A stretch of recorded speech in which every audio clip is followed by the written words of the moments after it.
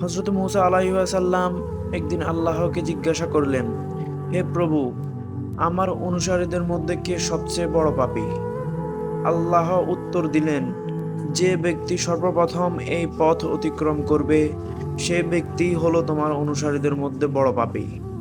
আল্লাহর কথা অনুযায়ী হযরত মূসা আলাইহিস সালাম বসে দেখছেন। কিছুক্ষণ পর দেখলেন এক ব্যক্তি ছোট একটি ছেলেকে কোলে করে সে পথ অতিক্রম করছে। হযরত মূসা আলাইহিস সালাম বুঝে ফেললেন এই সে বড় পাপী। হযরত মূসা আলাইহিস সালাম আল্লাহকে বললেন, হে আমার প্রভু, এখন আমাকে সবচেয়ে নেককার মানুষটিকে দেখান। আল্লাহর উত্তর দিলেন, সূর্য ডুবার সাথে সাথে যে লোকটি তোমার পূর্ব স্থান দিয়ে চলে যাবে সেই হলো সবচেয়ে বড় নেককার বান্দা। হযরত মূসা আলাইহিস সালাম সূর্য ডুবার বেশ আগের থেকে বসে রইলেন। যে সূর্য ডুবছিল দেখতে পেলেন সে সকালের ওই ব্যক্তি ছোট ছেলেকে কোলে করে ফিরে যাচ্ছে। মূসা আলাইহিস সালাম হতভম্ব হয়ে আল্লাহকে জিজ্ঞাসা করলেন, হে প্রভু, এই ব্যক্তি মহাপাপী আবার মহানেককার বান্দা কিভাবে?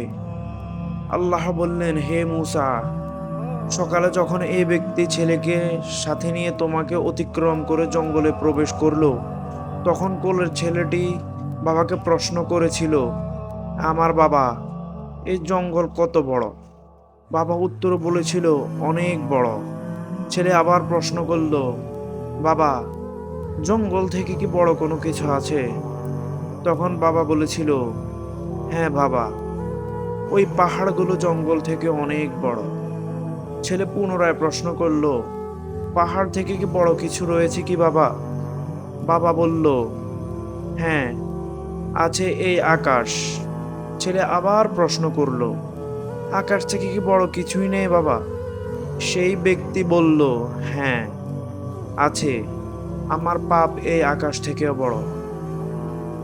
ছেলে বাবার এই উত্তর শুনে বলল, বাবা, তোমার পাপ থেকে কি বড় আর কোনো কিছুই নেই?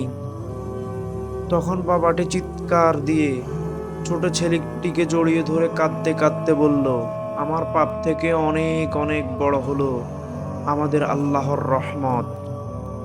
হে মূসা, এই ব্যক্তির পাপের অনুভূতি ও অনুশোচনা আমার এতই পছন্দ হয়েছে যে সবচেয়ে পাপী ব্যক্তিকে সবচেয়ে নেককার ব্যক্তি বানিয়ে দিয়েছি।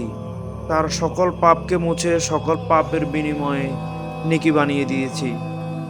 হে মূসা, তুমি মনে রেখো, আমার শাস্তির হাত থেকেও আমার ক্ষমার হাত হাজার হাজার গুণ বড়।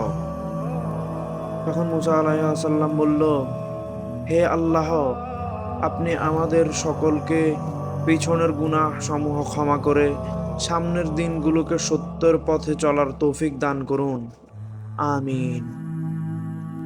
রাসূলুল্লাহ সাল্লাল্লাহু আলাইহি ওয়াসাল্লাম বলেছেন, আল্লাহ ওই ব্যক্তির চেহারা উজ্জ্বল করে দেন যে আমার কোনো হাদিস শুনে অতঃপর অন্যের কাছে পৌঁছে দিয়েছে।